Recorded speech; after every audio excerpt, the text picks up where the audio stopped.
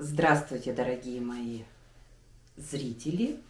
Я очень рада к вам обратиться. Для тех, кто сегодня зайдет первый раз ко мне в гости, меня зовут Светлана, моего мужа зовут Иван, и у нас 11 приемных детей. Своих детей у нас нет. 10 детей сейчас живут дома. 11-й ребенок уже вырос, ему уже 20 лет, но его часто не бывает дома. Очень часто. Поэтому люди спрашивают, где 11-й? Ну, уже когда 21 год, у парня машина, у него свои дела, он подрабатывает. Получается, что его часто нет дома. Вообще сегодня я отвечаю на ваши вопросы. Накопилось несколько вопросов, и я их вот переписала себя. Первый вопрос, самый последний, был совсем недавно. У меня этому вопросу посвящено несколько роликов. Без мужа ли я взяла маленьких детей? В этих роликах, последний ролик, это коротко биография о наших детях по просьбе подписчиков. Там говорится, что во многом инициатором был мой муж. Почти во всем. Поэтому брали мы детей совместно, я не была против, я только за была. И поподробнее о наших детях вы сможете посмотреть в этом ролике. Второй вопрос. Какие проблемы в нашей семье с детьми? Адаптация детей. Этому вопросу посвящено очень много вопросов. Люди продолжают и продолжают их задавать. Я попробую коротко ответить. Вообще, когда мы брали детей, когда это все начиналось, мы ходили в школу приемных родителей, посещали школу приемных родителей. Нас обучали, говорили, что когда возьмем детей в семью, то, возможно, лучше деньги убирать в сторону. Нас обучали, как учить. Но в нашей семье все пошло не так. Ну, допустим, когда ребенок, не буду говорить девочка, мальчик, не буду говорить Влад, Ульяна или Рома, или Никита, или Василиса. Буду говорить просто ребенок. Одна из проблем, с которой мы столкнулись, это грубость детей. Мы взяли ребенка в семью, и ребенок проявлял такую грубость, допустим, брал куклу, ложил ее вниз личиком на диванчик, бил по попе, я уже в своих роликах об этом рассказывала, потом брал куклу за голову и вот так выбрасывал из двери. Также ребенок мог покакать в кроватке и все прикрыть одеялком, хотя ребенок уже такого возраста, который уже должен соображать, что надо ходить в туалет. Я просматривала много сайтов, много смотрела, и многие дети так поступают. То есть это грубость, которая с ними когда-то происходила. Вот это покакание в кроватке, оно происходило не по воле ребенка. Со временем сейчас тот ребенок, который проявлял такую грубость, всех кукол он целует, всех кукол он обнимает. То есть это на самом деле не такая страшная из проблем была. Далее. Клиптомания. То есть происходит такая клиптомания, что если ты что-то дома потерял, ты уже знаешь, уже выявил этого ребенка, у которого происходит клиптомания, надо искать там. Там будет все. Шурупчик от мясорубки, маленькая заколочка, ватный диск, 10 точилок, очень много резинок, очень много ручек. Там будет все. Когда спрашиваешь ребенка, где ты это взял, я нашел. А где нашел? Ну, нашел у Кости в комнате, к примеру, да, в комнате, в детской. Но ты же не нашел, это же ребенок потерял. Но я нашел. То есть ребенок не понимает, что это чье-то, это брать нельзя, и это получается воровство. Также клиптомания происходит в том, это, наверное, вот какая-то душевная травма такая, что вот в школу идет и приносит со школы ножницы. Сейчас почти все начальные классы носят в школу ножницы, клей. Это обязательное требование. Вот у меня пошли 2 дочери в 1 класс. Учительница сказала, ножницы, клей, чтобы были обязательно. То есть ребенок приносит ножницы. Где ты взял эти ножницы? Ребенок отвечает, что вот там, допустим, в 1 классе я их взял. Мне подарили. Как тебе могут подарить? Это же ведь мама купила, как и я тебе все покупаю. Мама купила, это надо вернуть. И вот все. То есть ребенку нужно все. Девочка это или мальчик, ему нужно то, что у мальчиков, а девочкам нужно то, что, а мальчикам нужно то, что у девочек. Клептомания. Но это не говорится, что это у всех детей. Вопрос звучал так. С чем мы столкнулись? С клептоманией мы до сих пор боремся. Сейчас сначала расскажу проблемы, а потом как боремся. Также следующая проблема такая. Поздно наступает переходный возраст. Вообще дети растут не по возрасту. Получается, у них был дефицит внимания, и ребенок, у которого уже должен наступать переходный возраст, он наступает только года через 4, через 3, а то и позже. То есть получается задержка. Так, вроде бы ребенок уже взросленький, вот он должен для своих лет уже по-другому поступать, а он до сих пор поступает, он где-то вот застрял в детстве, потому что у него была нехватка внимания. Ну, к примеру, вплоть до того, что взрослый ребенок, ему очень нужна мамина внимание, мамина ласка, которую он не получил. Также вот если ребенок находится долго в детском доме, то он не умеет проявлять чувства, к сожалению. Но это только те, которые долго находятся в детском доме. Потому что детки, которые были недолго в детском доме, умеют проявлять чувства, проявлять любовь, искренние чувства, искреннюю любовь. А вот тот, который был долго в детском доме, он не умеет сочувствовать, он не умеет сопереживать. Он вроде бы и расстроился, что котенка задавили, но он хочет расстроиться, потому что все расстроились. Но у него это происходит настолько неискренне, видно, что его сердце не затронуто. Поэтому чем раньше ребенка заберут с детского дома, тем ему будет самому легче потом жить с людьми. Он не может любить. Он вроде бы любит, искренне любит, просит внимания к себе много. Но это происходит так, понимая, что этот ребенок где-то даже как двухличный. Но это такая одна грань, что ребенок не может проявлять чувства. А вторая грань, ребенок, у него повышенная, ему хочется материнского внимания. Там в течение 5 минут 10 раз сказать «доброе утро», подойти, поцеловать.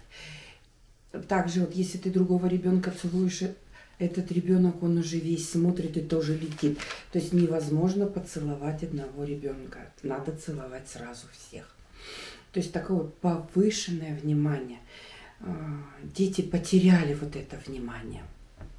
А еще грань такая. У ребенка такие потребительские отношения. Он живет долго в детском доме. Ему подарки дарят, ему там, как они, если елка, то президентская, если в лагерь каждый год, ребенок из обычной семьи не может позволить себе съездить в лагерь каждый год, а дети в детском доме, они привыкшие, и у них, я вот помню, что мы когда даже ходили в гости к детям, нам строго-настрого запретили приносить подарки. Нам сказали: пусть дети вас полюбят как людей. Потому что одно дело, вы принесли, подарили телефон, и ребенок: ой, я пойду к ним, они дарят телефон, они ложат мне деньги на телефон. А другое дело, вы хотите его взять, потому что вы хотите его взять. Как мы боролись вот с этими проблемами? С грубостью, с избытком, с нехваткой внимания, с повышенной потребительской такому отношением. Мы боролись любовью. То есть любовь, любовь и только любовь. И еще был такой вопрос, даем ли мы деньги детям, карманные деньги. У наших детей почти всегда есть деньги. В самом начале, представьте, ребенок долго находится в детском доме, у него нет денег, и когда у него изредка появляются деньги, он идет в магазин, покупает сырые пельмени и ест их прям там, сырые эти пельмени, он покупает сырую рыбу и ест ее прям там, эту сырую рыбу. И тут мы столкнулись с такой проблемой, мы сразу с первых дней начали давать каждый день одну и ту же сумму на карманные деньги. И ребенок, не наученный тратить деньги, он начал их тратить не на то, что надо. Ну, к примеру, азартные игры компьютерные. То есть вплоть до того, что уходил с уроков, пока не забила школа тревогу, пока мы не забили тревогу, вплоть до того, что в дневнике было расписано бассейн до января месяца, с сентября. И даже ребенок задавал такой вопрос: а ты меня на 2 часа будешь отправлять или на 4? Я говорила: сыночка, а тебе на сколько надо? Урок у вас сколько времени идет? И уже была сумма. Мало того, мы с мужем каждый день давали карманные деньги, так еще и нас вот так вот 2 раза в неделю с нас брали деньги якобы на бассейн. И когда все это всплыло, опека за голову схватилась, учителя за голову схватились, говорят: вы что, каждый день даете такие деньги? Получается, мы перестали давать карманные деньги, мы их теперь даем, только это так, от времени к времени, от потребности к потребности. Допустим, буквально сегодня я дала 3 детям деньги, потому что я знаю, что у них закончились карманные деньги. Один из детей набрал жвачек всем детям. Нам с папой такие вот шоколадные деньги-то, вот такие большие шоколадки принес. То есть он потратил эти деньги на нас, он умеет их уже тратить. Поэтому даем ли мы карманные деньги? Допустим, мы по-разному пробовали, но больше придерживаемся, даем по потребности. Допустим, либо заработали деньги, да, то есть я могу это сделать сама, нанять людей, люди сделают, хотите вы сделать, я эту сумму на вас разделю. Либо вот сейчас мы начинаем практиковать, то есть в воскресенье на 3 часа мы увозим Снежану на тренировку. Кого-то из 2 детей, из 3 мы можем вывести в город старших. Пожалуйста, они гуляют, хотят кафе посещают, хотят в кино идут, заранее смотрят, хотят что-то себе покупают, потому что вот вчера буквально я детям покупала всякие закладочки, резиночки. Но взрослые дети должны делать это себе сами. Они должны купить то, что им нравится, а не то, что им мама принесла. Поэтому такая есть потребность уже приучать детей вообще к самостоятельной жизни. Сначала мы их сами повывозим, а потом они уже будут сами на автобусе выезжать. Когда мы увезем и заберем назад, тем более у нас такая возможность, 3 раза в неделю стабильно они могут по 3 часа посвящать себе.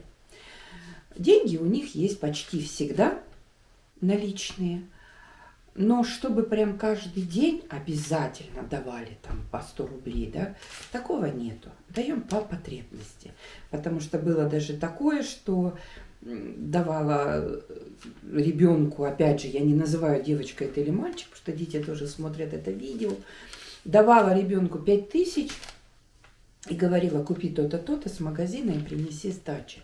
И ребенок приходил и говорил: а ничего, что мы 1000 раскидаем сейчас на 2. Приходилось разговаривать, как это раскидаем, это деньги, это большие деньги, и разговаривать приходилось. Как нам вообще удалось? Сейчас у нас в семье почти нет таких проблем. Есть еще некоторые, такие как клиптомания, там еще какие-то проблемы. Таких больших, как я называла, нет. Почему их нет? Любовь. Потому что когда мы учились на школе приемных родителей, нас учили от детей закрывать, деньги убирать. Это делают родители и в обычных семьях. Но я, допустим, не понимала, как это так все прятать? У мужа, у моего привычка, вот у него часто много денег в кармане, с ним люди расплачиваются. И вот он приходит и все вот так выкладывает. Были проблемы. Доходило до того, что дети из сумок из наших брали деньги. И когда мы это все выводили наружу, дети, оказывается, даже не знали, сколько денег. Они настолько привыкали брать у нас эти деньги. Но это большой труд. И знаете, я вам скажу, что это того стоит. Вырастают очень благодарные дети. У нас комментарии разные. И пишут, что дети неблагодарные. Что только не пишут. Неблагодарные дети есть во всех семьях. Но, глядя на своих детей без преувеличения, я вижу, что дети меня любят. Меня и мужа, и нашу семью, они ценят наши отношения.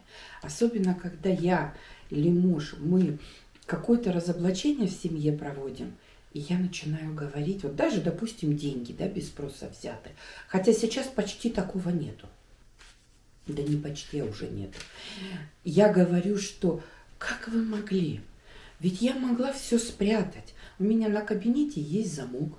Я могла все там закрыть, а я его даже не закрываю. Кабинет, где я работаю, наращиваю ногти. Там у меня лежат деньги. Как вы могли? Ведь я, как мама, поступаю. Мы хотим, как в семье, чтобы ничего не пряталось. Что если вдруг вам что-то понадобится, вы мне просто позвонили. Мам, срочно надо, зайди там, доча, сыночек, зайди из шкафчика, достань, вот там эти деньги есть. И вот такие разговоры видно. У детей идет большой процесс в голове. То есть я хочу сказать, что если кто-то хочет взять детей, берите. Трудно в самом начале, в самом-самом. А потом все встает на свои места, потому что дети тоже жить хотят. Хотят иметь семью, хотят иметь папу, маму. И поверьте, в каких-то ситуациях они бывают даже порой благодарней, чем смотришь, когда я была молодая, да, допустим. Или смотришь на родных детей, как они поступают. То есть порой дети бывают намного благодарней. Поэтому любовь, она победит все. Любовь и доверие. Ребенок должен видеть. С ним надо разговаривать. 100 раз, значит 100 раз разговаривать. Такие вот проблемы, это обычные проблемы. Вы знаете, так как приписку хочу рассказать. У нас, это в том году было, не вот это лето, а то. К нам подъехала машина ко двору. И вышли люди, мы вышли к ним и говорят: ну вот мы знаем, что у вас большая семья, мы хотели бы, чтобы вы подработали, чтобы ваши сыновья попасли коров. Я сразу сказала нет. Нашим сыновьям есть чем заниматься, и они очень сильно помогают нам, и мы планируем туда-то, туда-то поехать. Сказала нет. Но меня Иван, муж мой, сразу остановил и говорит: что ты за них решаешь? Может быть, они захотят попасти коров. И зарплата такая довольно-таки хорошая. Ну, мы пришли домой и старшим сыновьям рассказали. И один из старших сыновей со временем сдружился с мальчиком. Этому мальчику было 14 лет. Но, в общем, один раз ко мне стук в ворота. У нас дети не курят и не пьют. Но они правда не курят. И стук в дверь, прибежала такая возбужденная женщина на велосипеде, приехала и называет моего сына. И мы так на улице сели, она говорит: вот какие у тебя общие интересы. Ну, конечно, мой сын постарше ее мальчика. Какие у тебя с ним общие? Это общие интересы. Это был единственный ключик, за который она хваталась. Но она рассказала интересную историю, что ее сыну 14 лет. Он поднимает на нее руку, и она покупает ему сигареты, потому что он курит. И вот когда она ушла, я была настолько шокирована, мои дети не поднимают на меня руку. Может быть, кто-то скажет пока? Да, даже пока. Они, в принципе, даже не огрызаются со мной.